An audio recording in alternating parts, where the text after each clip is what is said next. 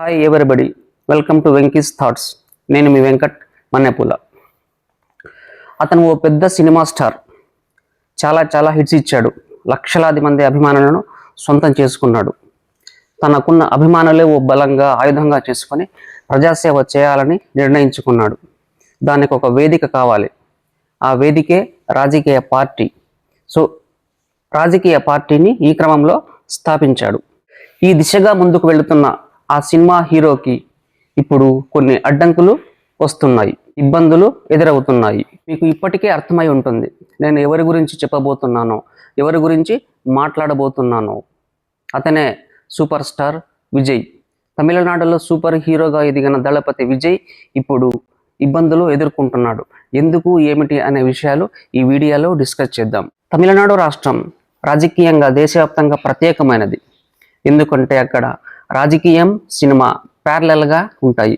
Cinema వాళ్ళు రాజకీయాలు నడుపుతుంటారు, రాజకీయ నాయకులు సినిమాలు నడుపుతూ ఉంటారు.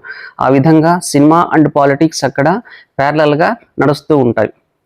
దీనికి ఉదాహరణే గతంలో ముఖ్యమంత్రులుగా పనిచేసిన ఎంజి రామచంద్రన్, జయలలిత అండ్ కరుణానిధి. వీళ్ళందరూ సినిమా బ్యాక్గ్రౌండ్ నుంచి వచ్చిన వాళ్ళే. రాష్ట్రంలో ఇంకా చాలామంది పార్టీలు మొదలుపెట్టారు, కొనసాగుతూనే ఉన్నారు. సినిమా వాళ్ళు రాజకీయ నాయకులుగా చలామణి అవుతున్నారు. ఉదాహరణకు కమల్ హాసన్, శరత్ కుమార్ ఇలాంటి వాళ్ళు. ఇప్పుడు ఆ జాబితాలోకి విజయ్ వచ్చేశాడు. జయలలిత చనిపోవడంతో తమిళనాడు రాజకీయాల్లో ఓ నిశ్శబ్దం ఆవరించున్నది. రాజకీయ శూన్యత అనేది వచ్చింది. అంటే పొలిటికల్ గ్యాప్. ఈ పొలిటికల్ గ్యాప్ను ఎవరు ఫిల్ చేయాలి అనేది తమిళనాడు రాజకీయాల్లో అత్యంత ఆసక్తికరంగా మారింది. రజనీకాంత్ తాను పాలిటిక్స్లోకి వస్తాను అంటూ ఏళ్ల తరబడి కాలయాపన చేసి చివరికి వయసు, అనారోగ్యం కారణంగా రజనీకాంత్ రాజకీయాల్లోకి ఇంకా నేను రాను అని చెప్పేశాడు. దీంతో ఆ స్థాయి నాయకుడు ఎవరు వస్తారు అని ఎదురు చూశారు. ఈ క్రమంలో విజయ్ నేనున్నానంటూ ముందుకు వచ్చాడు. అలా ఓ రాజకీయ పార్టీని విజయ్ స్థాపించాడు. ఉన్న పాపులారిటీని పొలిటికల్ పవర్గా మార్చుకుని అధికారం చేపడదామని విజయ్ భావించాడు. అందుకే టీవీకే అనే పార్టీని స్థాపించాడు. తమిళ వెట్రిక కజగం అనే పార్టీని 2024 ఫిబ్రవరి 2వ తేదీన స్థాపించాడు. అప్పటి నుంచి రాజకీయంగా అడుగులు వేసుకుంటూ ఒక్కొక్క స్టెప్ మారుకుంటూ వచ్చేశాడు. స్థాపించిన దాదాపు 18 నెలల తరువాత విజయ్ ఓ భారీ బహిరంగ సభను ఏర్పాటు చేశాడు. దురదృష్టవశాత్తు ఆ బహిరంగ సభ విజయ్ జీవితంలో ఓ మాయన మచ్చగా మిగిలిపోనుంది. ఎందుకంటే అప్పుడు జరిగిన తొక్కిసలాటలో దాదాపు 40 మంది తమ ప్రాణాలను కోల్పోయారు. ఇది చాలా విషాదకరమైన విషయం. విజయ్ జీవిత కాలం ఇది వెంటాడుతూనే ఉంటుంది. సంఘటన తరువాత మెల్లిగా కోలుకున్న విజయ్ రాజకీయంలో తర్వాతి స్టెప్స్ వేయడం మొదలుపెట్టాడు.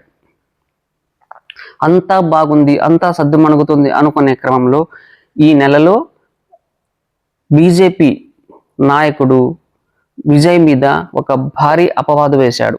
ప్రజలకు సేవ చేయాలి అనుకుంటే నువ్వు ముందు ఆమె ఇంటి నుంచి బయటికి వచ్చేసేయి, ఆ తర్వాత ప్రజాసేవ చేసేయని విజయ్ని చాలా దారుణంగా మాట్లాడు. ఓ సినిమా హీరోయిన్ గురించి అంత నీచంగా ఆ బీజేపీ నాయకుడు మాట్లాడడంతో తమిళనాడులో ఈ విషయం రచ్చ అయింది. తమిళనాడు రాష్ట్రంలో ఈ సంఘటన పెద్ద దుమారమే లేపింది. మహిళా సంఘాలు, రాజకీయ నాయకులు, సినీ ప్రముఖులు అందరూ విజయ్కు మద్దతుగా నిలిచారు. ఈ క్రమంలో ఆ బీజేపీ నాయకుడు చివరికి సారీ చెప్పాల్సి వచ్చింది. ఈ సమస్య సద్దుమణుగుతుంది అనుకుంటున్న క్రమంలో విజయ్ పొలిటికల్ స్టెప్స్కు మరో అడ్డు తగిలింది. విజయ్ భార్య సంగీత తనకు విడాకులు కావాలంటూ కోర్టు మెట్లెక్కింది. సంవత్సరాల తన వైవాహిక జీవితానికి విడాకులతో ముగింపు పలకాలని సంగీత భావించింది. అందుకు కోర్టు సహకారం తీసుకున్నది.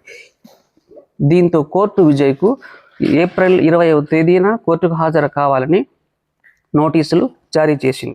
సంగీత విడాకులు తీసుకోవడానికి గల కారణం ఏమిటి అంటే, ఓ ప్రముఖ సినీ హీరోయిన్తో విజయ్ రిలేషన్షిప్లో ఉన్నాడు అని. కొన్ని సంవత్సరాలుగా అంటే 2021 నుంచి ఆ హీరోయిన్తో విజయ్ రిలేషన్షిప్లో ఉన్నాడు. ఎంత చెప్పినా అతను వినటం లేదు అనేది ఆమె ప్రధాన ఆరోపణ. ఈ క్రమంలో 2 సంవత్సరాల క్రితం ఆ రిలేషన్షిప్ను కట్ చేసుకుంటా అని తనకు హామీ ఇచ్చాడు. అయినా ఆ సంబంధాన్ని అలాగే కొనసాగిస్తూనే ఉన్నాడు. అందుకే నేను ఈ వేధింపులు భరించలేను, నాకు విడాకులు కావాలి అని ఆమె ఫ్యామిలీ కోర్టును ఆశ్రయించింది. భార్యాభర్తల బంధానికి విజయ్ ద్రోహం చేశాడు, ఇక నేను ఆయనతో కలిసి అని వాపోయింది. ఇక్కడ విజయ్ గమనించిన విషయాలు ఏమిటి అంటే, అధికారమే అల్టిమేట్ అయినప్పుడు, పవరే కావాలి అనుకున్నప్పుడు కొన్ని సంఘటనలు, కొన్ని స్టెప్స్ జాగ్రత్తగా వేయాలి, జాగ్రత్తగా తీసుకోవాలి. అసలు కుటుంబంలో ఏం జరుగుతుంది, బయట రాజకీయంగా ఏం జరుగుతుంది అనేది గమనిస్తూ ఉండాలి. వీటితో పాటు పొలిటికల్ స్టెప్స్, రాజకీయ ఎత్తుగడలను ఎప్పటికప్పుడు అంచనా వేస్తూ ఉండాలి. అందుకు రాజకీయ సలహాదారులను ఏర్పాటు చేసుకోవాలి. ఇవన్నీ విజయ్ చేశాడో లేదో మనకు తెలియదు, కానీ విజయ్ జీవితంలో మాత్రం అపశృతులు వెంటాడుతూనే ఉన్నాయి. అతని పొలిటికల్ యాక్షన్కు అడ్డంకులు వస్తూనే ఉన్నాయి. ఇటు కుటుంబంలోనూ అటు రాజకీయ రంగంలోనూ ఆయనకు అడ్డంకులు ఎదురవుతూ ఉన్నాయి. ఇది విజయ్ ఎదుర్కొంటున్న సమస్య. Thank you for watching. Like, share and subscribe. మీ వెంకట్ మన్నెపూల.